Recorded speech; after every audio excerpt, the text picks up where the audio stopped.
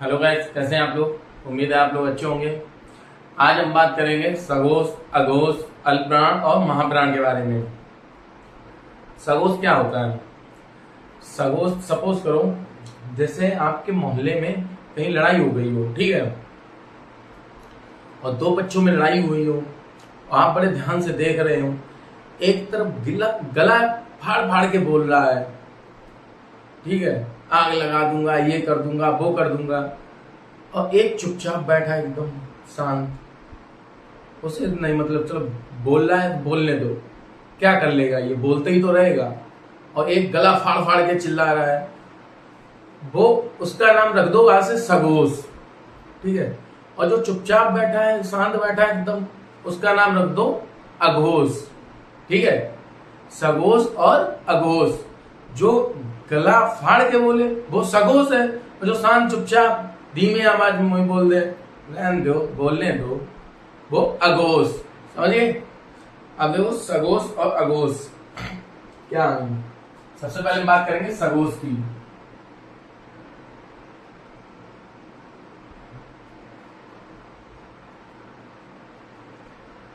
सघोष देखिए, जब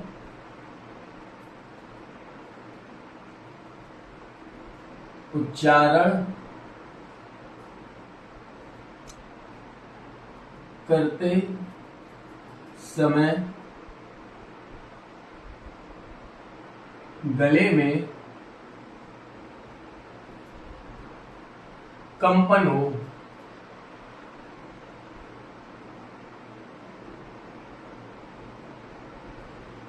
जब उच्चारण करते समय गले में कंपन हो, जब कोई जोर जोर से लड़ रहा है, चिल्ला रहा है, तो कंपन होता है। जैसे बोलो गा, कंपन हो रहा है, गा गा, कंपन हो रहा है, ठीक है। और ये सघोष 31 होते हैं, वर्ड होते हैं, ठीक है। और सघोष स्पर्श व्यंजन के तीसरा,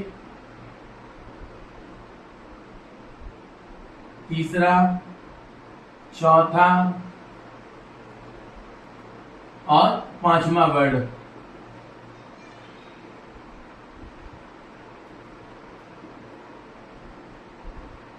ठीक है। स्पर्श व्यंजन के तीसरा, चौथा, पांचवा वर्ड सघोष होता है, ठीक है। और देखो इसमें स्वर, सभी स्वर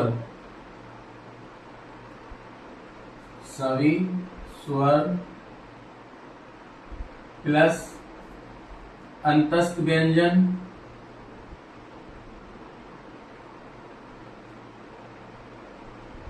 अंतस्थ व्यंजन कौन होते हैं, या रा ला वा, यहां लिखे दे रहे, या रा ला वा, ठीक है। अंतस्थ व्यंजन प्लस हा, ठीक है। स्पर्श व्यंजन के तीसरा, चौथा और पांचवा वर्ड और सभी स्वर अंतस्थ प्लस अंतस्थ व्यंजन प्लस हा, ठीक है, ये सघोष में आते हैं, ठीक है। और इन वर्डों की टोटल संख्या 31 है, 31 है, ठीक है। देखो इसे,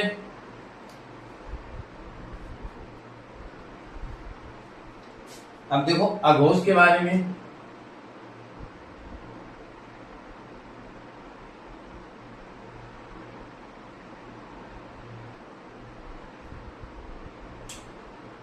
जब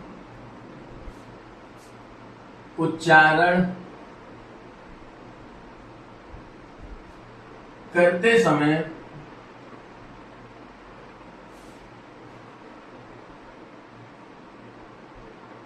कंपन,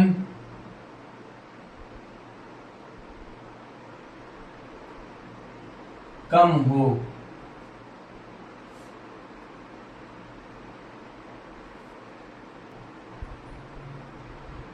या नहीं होता है,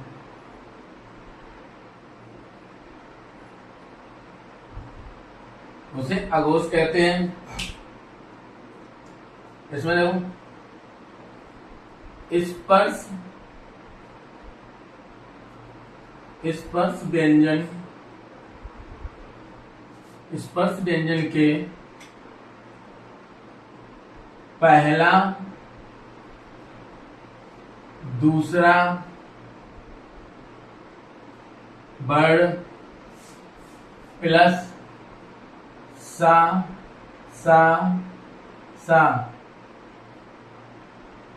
वर्ण आते हैं।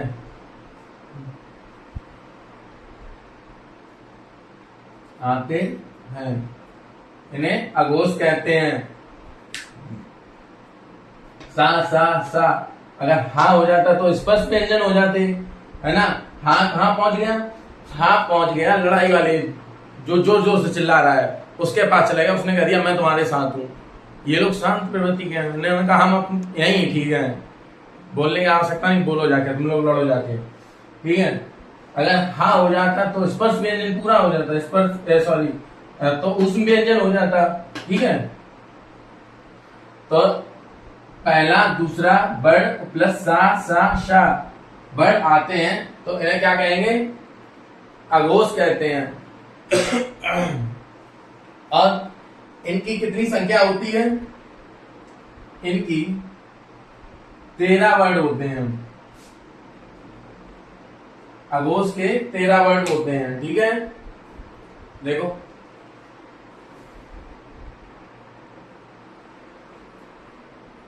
हम बात करते हैं अल्पप्राण और महाप्राण की। महाप्राण, मोहल्ले में 2-3 लोग ऐसे जरूर होंगे जो लंबी लंबी फेंकते हैं, ठीक है। उन्हें लंबी लंबी हवा में फेंको।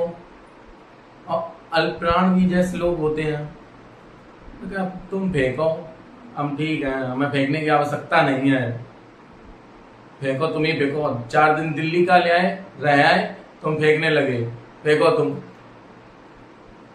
महाप्राण, देखो इधर, महाप्राण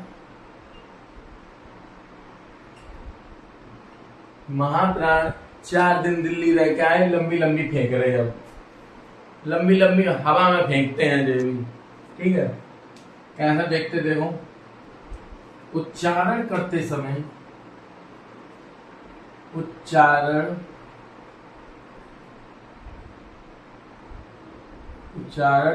समय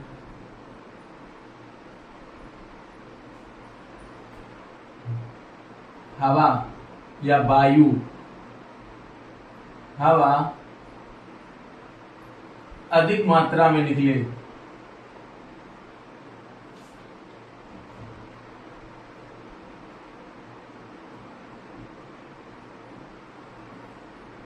ठीक है। उच्चारण करते समय हवा अधिक मात्रा में निकले, वो महाप्राण होते हैं, ठीक है। और महाप्राण की संख्या 15 होती है, ठीक है। नेक्स्ट, स्पर्श व्यंजन का दूसरा, चौथा वर्ण, ठीक है। और ऊष्म व्यंजन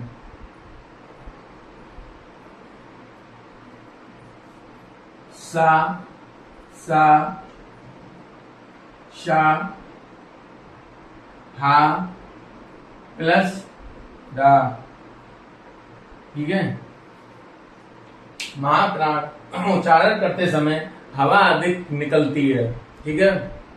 और इनकी संख्या 15 होती है। और ये स्पर्श व्यंजन के दूसरा और चौथा वर्ग होते हैं, ठीक है। ऊष्म व्यंजन सा, शा, शा, हा और प्लस डा, ठीक है। देखो आगे,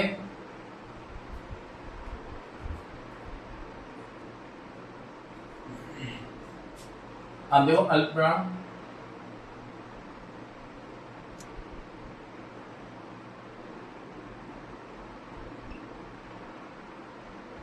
उच्चारण करते समय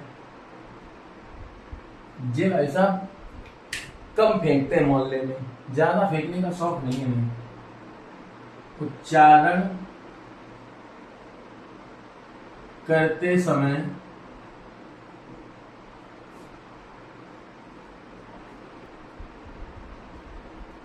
कम मात्रा में वायु निकलती है,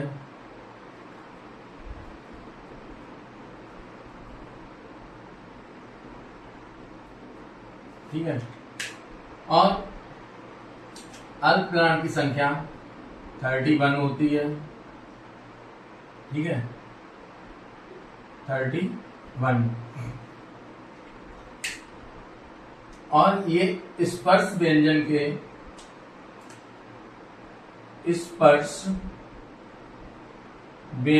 के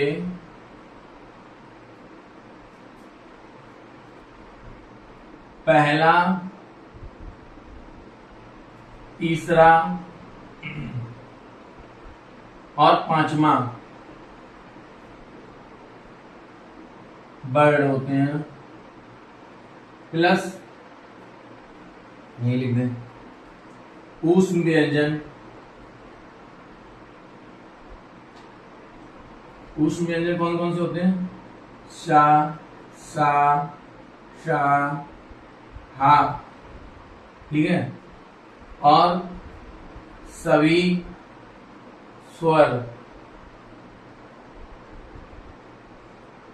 स्वरों की संख्या कितनी होती है? 11, ठीक है। अल्पप्राण उच्चारण करते समय वायु कम मात्रा में निकले, ठीक है।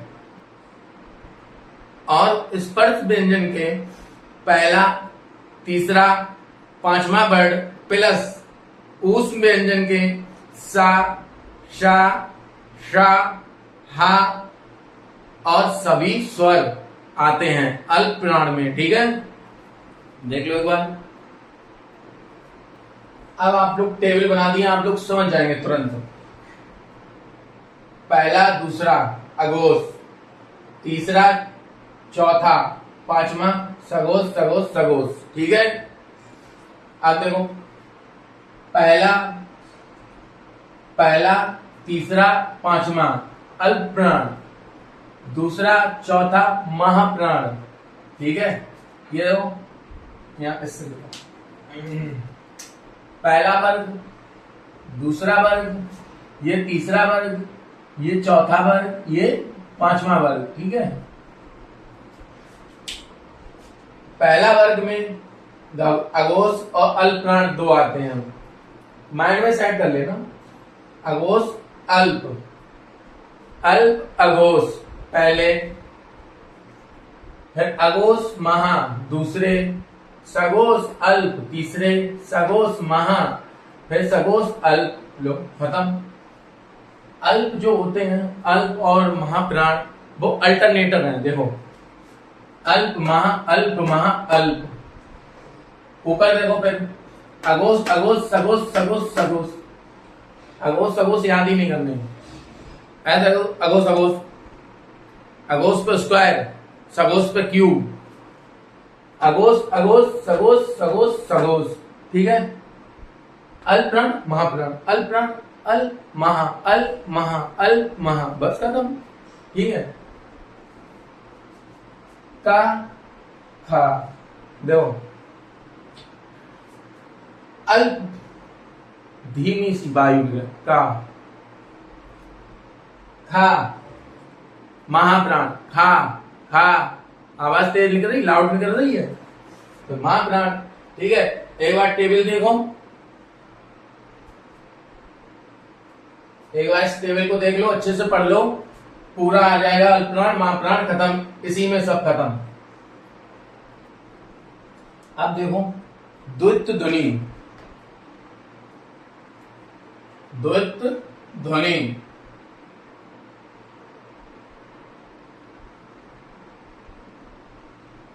द्वित्व ध्वनि क्या होता है?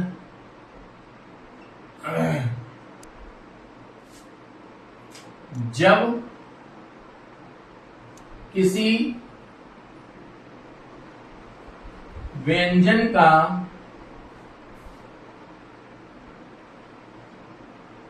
संयुक्त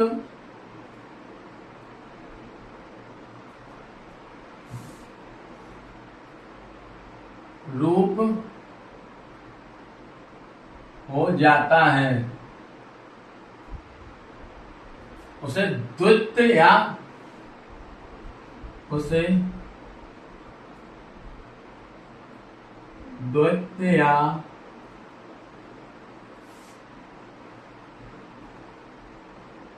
युग्मक ध्वनि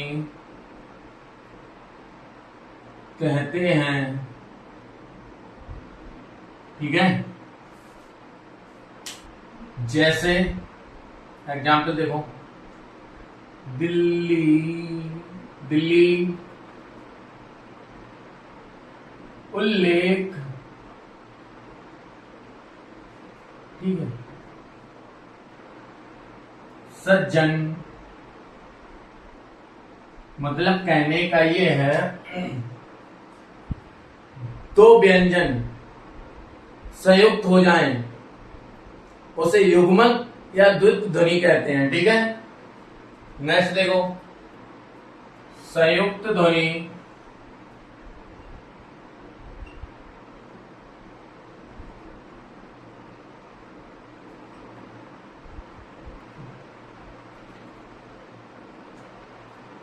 जब दो या दो से अधिक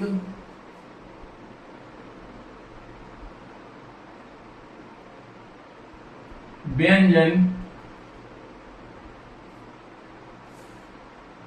जब दो या दो से अधिक व्यंजन एक साथ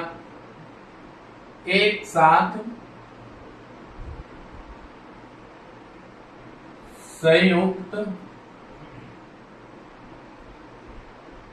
हो जाते हैं,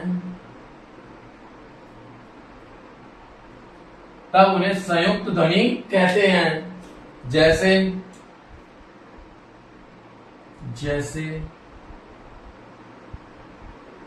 ये यहां इंग्लिश में लिख दिए, यहां पर भी देखो हिंदी में ही देखो फिर। जैसे प्राण, घ्राण, ट्रक आदि। ओके, संयुक्त ध्वनि जब दो या दो से अधिक व्यंजन एक साथ संयुक्त हो जाते हैं, तब उन्हें संयुक्त ध्वनि कहते हैं। ठीक है, जैसे प्राण, घ्राण, ट्रक आदि। ओके, आगे देखो, शम प्रक्त ध्वनि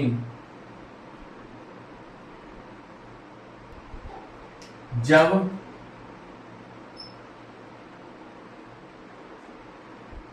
दो या दो से अधिक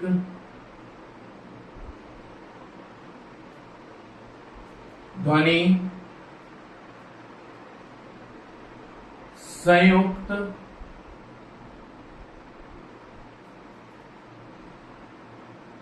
हो जाती हैं,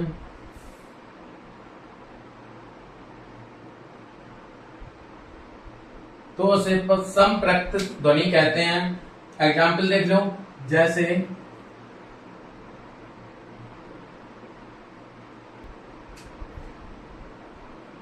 कंबल, चंबल, बंदर आदि। ओके, ठीक है। आज का टॉपिक यहीं तक रखते हैं। आई होप आपको आज की क्लास पसंद आई हो। अगर पसंद आई हो तो लाइक करें, कमेंट करें, शेयर करें एंड सब्सक्राइब करें। Thank you. जय हिंद।